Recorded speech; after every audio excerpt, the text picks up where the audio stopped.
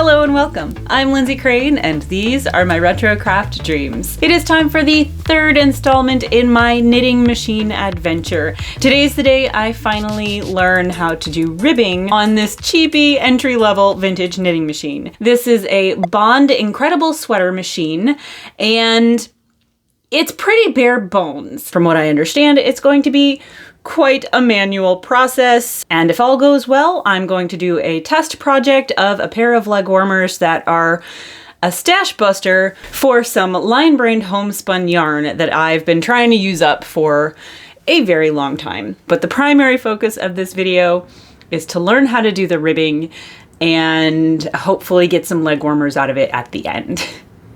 Okay, let's dive right in. I am going to utilize some waste yarn this time, so I'm going to go ahead and cast on and do a little bit in the waste yarn. I'm ready to start the ribbing.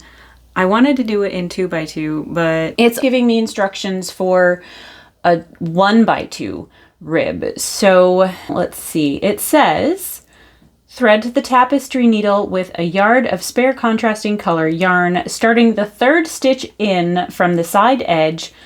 Thread the yarn through every third needle. Remove these stitches from the needles by bringing the needles forward to holding position, which puts the stitch behind the latch, and then pulling the needle back to non-working position.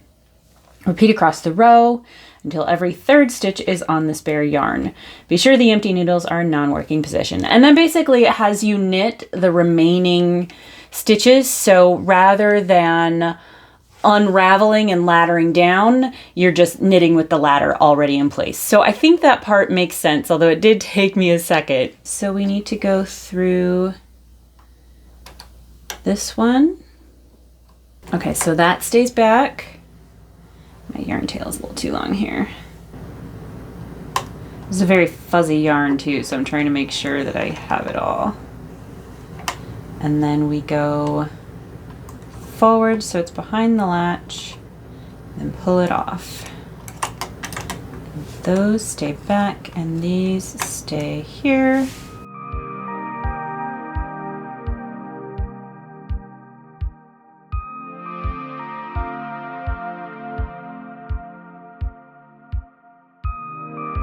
So we have those stitches gone, and then knit 12 rows ending with carriage on the left. So we're forming the ladders as we go.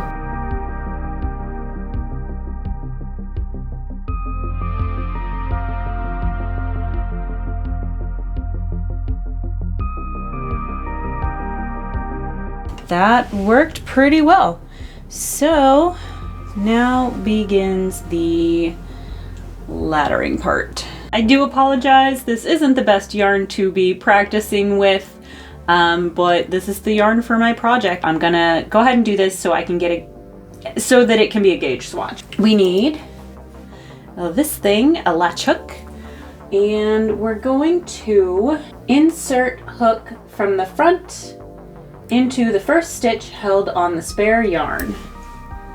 Push the tool so the stitch goes behind the latch and catches the first rung of the ladder. And pulling it through, behind.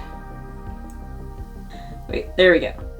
And pulling that through. This is not the most intuitive movement.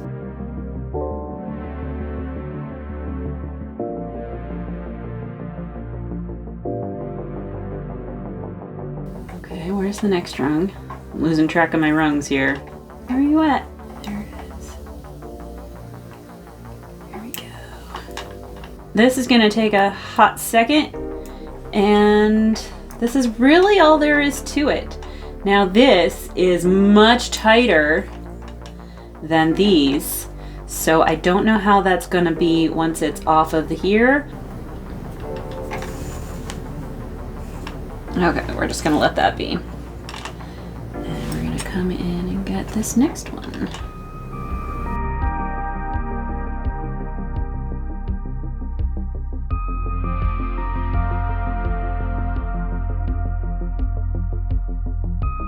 Meet you back here when I have all of the rest of these done and it's off the bed.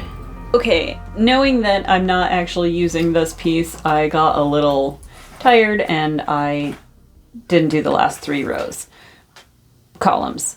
So I'm not sure how I feel about this ribbing, because from the front, this is where I did it and it doesn't look like ribbing. When I stretch it out, you can see it's a little wider there, but not much wider than here. And it's really tight on the back. Like, it feels hard. I don't know how I feel about this ribbing at all. I don't like it. I think the ladders just aren't big enough. It might work better if you like let 2 stitches ladder down, but then only put 1 back in it. So I am not sold on this method of ribbing at all. Is it because it's 1x2? Does it look better on camera than in person? I don't know. I'm going to rip this apart and do a new cast on for the actual leg warmers. And I kind of just want to see how long it takes. I have cast on 53 stitches. I did the waste yarn and I've got my needles set. Only one way to find out.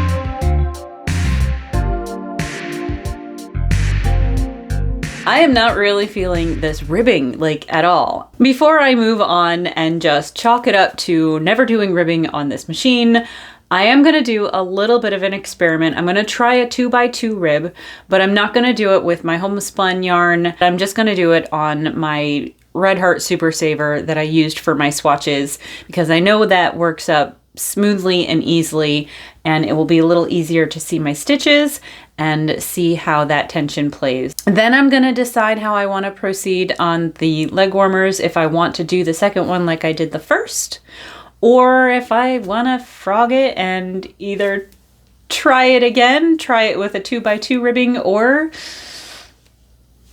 I might even want to just hand knit the 2x2. So maybe I won't have a pair of leg warmers by the end of this video.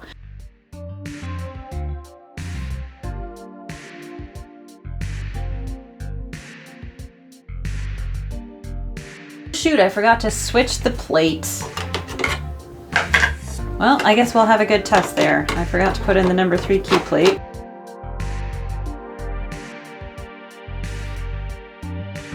That is a lot to ladder up. I feel like I should start in the middle though. I don't know why, but I'm just gonna start right here.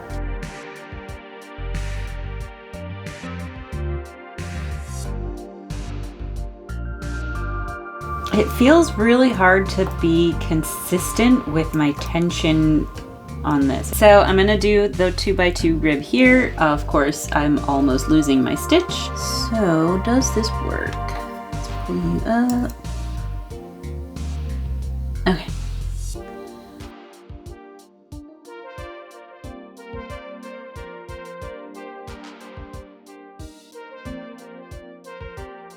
You can also see like how much tighter these stitches are than those. So I don't know if that's something that would block out, but like I've lost my ladder here.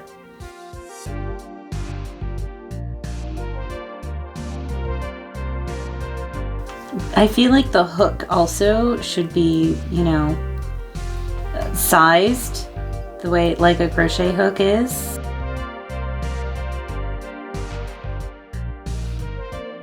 Okay, that is super tight. So now I'm going to do the next one with just a single. I think I'm gonna put a single stitch in this one and see what that looks like. Since it's 2 stitches down here, that kind of would mean I'd need to basically do a decrease, wouldn't it? Of course, that still doesn't give me a 2 by 2, but I wonder if that gives me a better looking tension.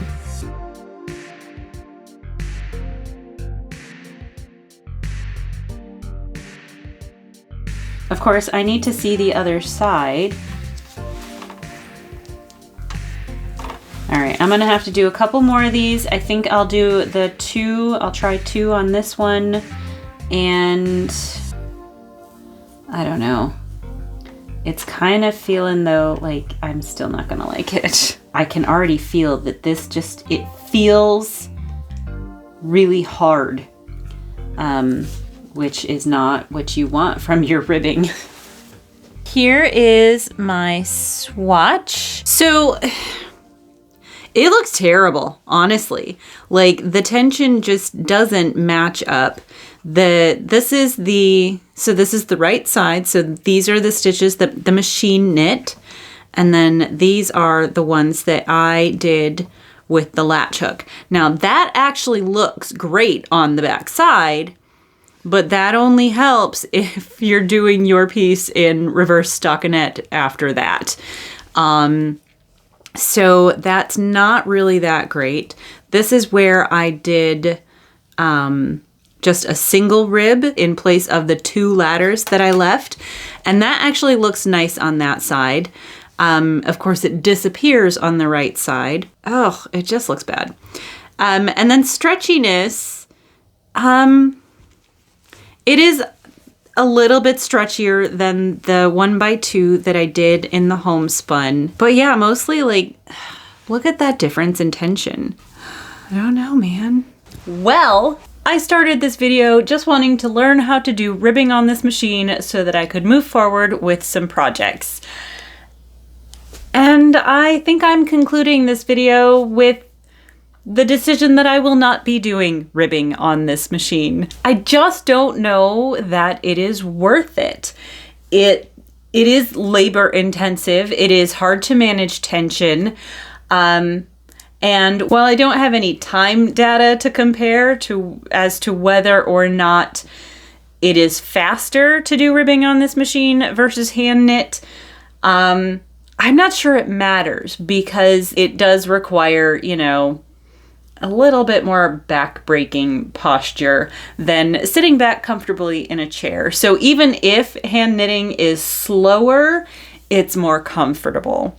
So that is a key factor for me as well. I do also think that it would be a lot better with something more akin to a crochet hook, getting different sizes so you can kind of get a little bit of a gauge going, because I had no way to control how big my loops were, how big those stitches were, other than how far I pulled that yarn through. So yeah, this leaves a lot to be desired. And I'm not sure there's much else to say than that. Overall, sorry, sweater machine, in this, you are not incredible. Now, is this the full story on this machine? No, not quite yet. I don't know when I will get around to more experimenting with it. I am probably going to want to get around to actually making some things with it and getting just general practice before I try any of the other techniques. But according to the box, there are other techniques that it is supposed to be able to do, including color work. And that's kind of something that I always just wanted it for anyway. Was for color work. I don't think that I ever really assumed I would be using it for ribbing. On the ribbing, I'm giving it a thumbs down, but it may be different for you. I, of course, am not an expert. There may be plenty of ways to alleviate some of the issues that I have with the ribbing, or perhaps you like the way that it looks and it's just me that doesn't, or perhaps the rigidity of those latched stitches won't be an issue for you. Or maybe you just won't have them turn out that way. I don't know. We all have our own techniques. Mine may have a lot to be desired. I really am glad that you joined me for this. I hope that it helped. If this is a machine that you are considering getting and ribbing is important to you, this hopefully will help you in making any future decisions. In any case, I do thank you for joining me. Have a wonderful day, and I will see you next time. Bye. This is not how I expected this video to go. I thought I would be like coming at you with a fresh pair of leg warmers right now. Nah. Yeah. Really? Toby. Toby, come on. Here, what if I bring your box over here? Come on. Come get in your box. Yeah, get in your box. There we go. There's your good